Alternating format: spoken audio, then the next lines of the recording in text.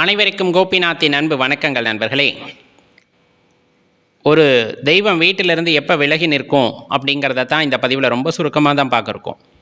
நிறைய கேள்விப்பட்டிருப்போம். வீட்டில் சுத்தம் இல்லாமல் ஒற்றை அண்டி இருக்குது, அதே போல் விஷ ஜந்துக்கள் வீட்டுக்கு வருது, வீட்டில் ஒரு துர்நாற்றம் வீசுது, இந்த மாதிரி நிறைய சொல்லிக்கிட்டே போகலாம்.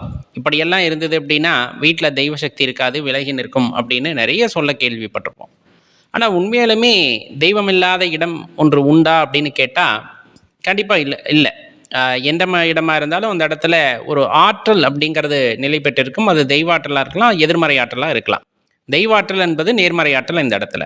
சரி, எப்போ அந்த நேர்மறை ஆற்றல் விலகி நிற்கும் அப்படின்னு கேட்டால், நம்ம இப்போ மேலே சொன்ன எல்லா விஷயங்களும், ஒரு இடத்துல வாடை அதிகமாக வீசினாவே அந்த இடத்துல நேர்மறை ஆற்றல் விலகி நிற்கும், எதிர்மறை ஆற்றல் உயர்ந்திருக்கும். அதனால தெரிஞ்சுக்குங்க. அதனால தான் வீட்டை சுத்தமாக வச்சுருங்க அப்படின்னு சொல்கிறது.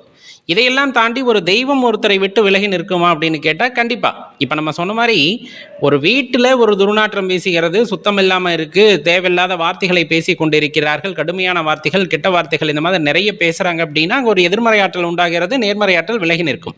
அதே போல் ஒரு மனிதனை விட்டு எப்பொழுது தெய்வ ஆற்றல், அதாவது நேர்மறை ஆற்றல் விலகி நிற்கிறது அப்படின்னு கேட்டோம்னா, நான் என்ற எண்ணம், நான் என்ற அகங்காரம் ஓரளவுக்கு மீறி ஒருவரிடம் சென்று விடுகிறது, அதிகமாகி விடுகிறது அப்படின்னா தெய்வாற்றல் ஒதுங்கி நிற்கும். கண்டிப்பாக ஒதுங்கி நிற்கும். அது எவ்வளவு பெரிய ஆளாக இருந்தாலும் சரி. நடப்பது எல்லாம் இறைவன் சித்தம் என்று போபவர்கள் வேற.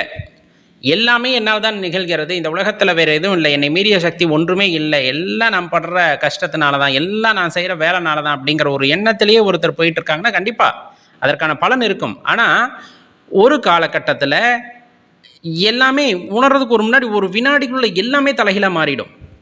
அது ஏன் அப்படின்னா, அந்த அகங்காரத்தின் உச்சத்தில் இருக்கின்ற ஒருவருக்கு கண்ணை மறைத்து விடும். எல்லாமே கண்ணை மறைத்து, எல்லாம் நம்மளால தான் அப்படிங்கும் போது தாறுமாறாக செயல்படும் போது ஒரு இடத்துல என்ன பண்ணுறதுனே தெரியாமல் முட்டிக்கிட்டு நின்றோம். அப்போ ஏன் அப்படி போய் ரொம்ப சிக்கிக்கிறாங்க அப்படின்னா, இந்த அகங்காரத்தின் காரணமாக இறைவன் சற்று ஒதுங்கி நிற்கின்றார். நீ எப்போது உணர்கிறாயோ, உனக்கு மேல் ஒரு சக்தி இருப்பதை உணர்கிறாயோ, அப்போது நான் வருகிறேன் அப்படின்ட்டு ஓரமாக ஒதுங்கி நின்றுவாங்க.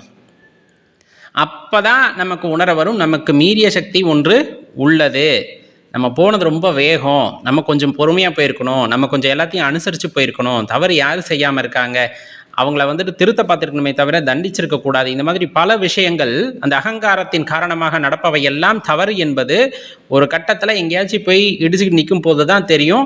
அப்போ சுற்றி முற்றி பார்த்தோம்னா நம்மை விட்டு நேர்மறை ஆற்றல் அப்படின்னு சொல்லக்கூடிய இறைவன் ஒதுங்கி தான் நிற்பார். ஏன்னா அந்த இடத்துல நம்ம பட்டு புரிஞ்சுக்கிட்டா தான் வாழ்க்கைனா என்னன்னு தெரியும்னு கொஞ்சம் ஒதுங்கி நிற்பார். அதற்காக உங்களை விட்டு விலகி இருப்பார் என்பது ஒரு அர்த்தம் அல்ல. உங்களுடன் தான் இருப்பார், ஆனால் அந்த உண்மையை உணர வேண்டும் என்பதற்காக சற்று விலகி இருக்கின்றார். அதை உணர்ந்து அவரை சரணடைந்து விட்டால் அவருடைய அருள் எப்பொழுதுமே நமக்கு இருக்கும் அப்படிங்கிறத மனதில் வைத்துக் கொள்ளுங்கள். மனதிலே நான் என்ற அகங்காரம் இல்லாமல் இறைவனை சரணடைதலும், அதே போல சக ஜீவராசிகளையும் நேசிக்கின்ற ஒருவருடன் எப்பொழுதுமே இறைவன் இரண்டர கலந்த நிலையிலே இருக்கின்றார் அப்படின்னா அதில் மாற்று கருத்தில்லை. ஆம் என்று நினைத்தால், நீங்கள் இதை உண்மை என்று உணர்ந்திருந்தால் அது குறித்த கமெண்ட்டை கீழே பதிவு பண்ணுங்க. மறக்காம இந்த வீடியோவை லைக் பண்ணிட்டு உங்க நண்பர்களோட பகிர்ந்துக்குங்க.